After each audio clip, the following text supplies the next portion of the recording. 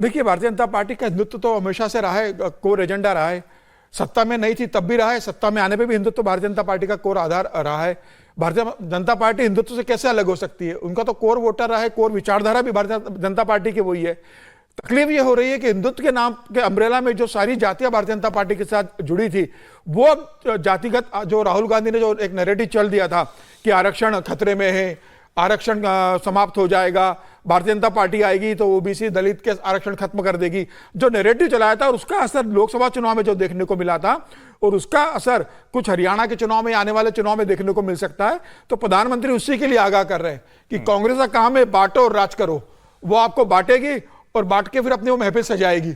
तो आपको बंटना नहीं है, आपको एक रहना है। वो संदेश आप दे रहे हैं कि आप जातियों में बंटो मत, हिंदुत्व के नाम पर आप एक रहो। कांग्रेस आपको जातियों में बांटेगी तो आपको बंटना नहीं है। जो 2024 में भारतीय जनता पार्टी को जो नुकसान हुआ है, उसी के कारण वो आगाह कर रहे हैं कि अब एक रहें कैसे, उसके लिए आपको कुछ देना पड़ेगा ना उन्हें। वो क्या, वही पूछ रहा हूं, एजेंडा क्या है? नहीं, बड़ा आसान है वो तो, ये तो जानते हैं मोदी जी, लेकिन कर नहीं रहे हैं। कई बार जब हम कहते हैं ना, और बड़ा विचित्र है ये, जिसे हम सुनते हैं तो एक पक्ष तो खूब चलता है कि मुसलमान नेता भाजपा का रहता है तो मुसलमानों का नेता नहीं रह जाता। लेकिन एक जो असली बात है, एक सांसद रहे, अब तो हार गए, खैर वो खटीक समाज से आते हैं। एक दिन उन्होंने कहा, उनका भाजपा में आने के बाद हम खटीक नेता रह ही नहीं गए। अब ये निगेटिव है या पॉजिटिव, ये सवाल मैं पूछने वाला था। सच बात यह है कि भारतीय जनता पार्टी की राजनीति में जाति की राजनीति कहीं होती ही नहीं है। इसलिए सिकंदर बख्त और नजमा हेपतुल्ला भी मुस्लिम नेता आपको नहीं दिखते, मुख्तार अब्बास नकवी भी आपको मुस्लिम नेता नहीं दिखते हैं, आरिफ मोहम्मद खान भी आपको मुस्लिम नेता दिखना बंद हो जाते हैं। एपीजे अब्दुल कलाम के लिए अगर भारतीय जनता पार्टी कहना शुरू कर देती तो मुस्लिम नेता, क्योंकि वो एक अलग किस्म की राजनीति है। आपको ये अगर कहना है कि सबको हम साथ लेकर चलेंगे तो जाति की राजनीति करना बंद कर दीजिए। जाति की राजनीति मतलब क्या? जाति की राजनीति मतलब ये भ्रम कि अगर हम इस व्यक्ति को टिकट देंगे तभी वो जीतेगा।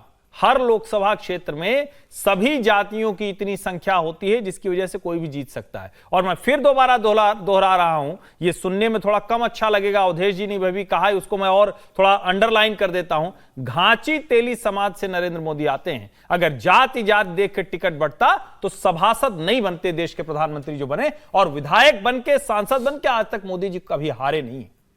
क्या वो ये हो सकता था? ये है वो राजनीति। लेकिन बीजेपी तो कहती है हम सब जीतने की, जिसकी सबसे प्रबल संभावना उसको टिकट हाँ, देते हैं। जीतने और की सबसे प्रबल, अगर उसकी जाति भी अगर बैठती है ना, बिल्कुल यही गलत है। अगर जाति की वजह से कोई जीत रहा है तो इसका मतलब कि वो भाजपा की उस मूल राजनीति, उस विचारधारा जो मोहन भागवत जी कह रहे हैं, वो खैर वो स्वयंसेवकों के लिए कह रहे हैं, लेकिन वो जो कह रहे हैं, वो जो हिंदू विचारधारा, जो हिंदुत्व की राजनीति, उससे इतर बात कर रहे हैं। अगर वो हिंदू राजनीति कर रहा है, अगर वो डेवलपमेंट की राजनीति कर रहा है, तो जाति का उसमें क्या लेना देना है? आप तो कह रहे हैं हम सबके लिए बराबर देते हैं। इसका मतलब कि दूसरी जाति वाले आप पर भरोसा नहीं करते। ये है प्लेन एंड सिंपल, जाति देखकर टिकट बांटने। जाति देखना बंद करना पड़ेगा। जाति का प्रतिनिधित्व तो आप दीजिए, कौन मना कर रहा है?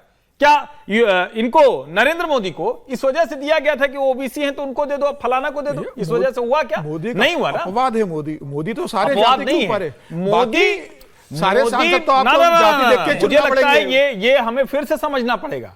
संघ भाजपा की राजनीति का मोदी अपवाद नहीं है, मोदी मूल है।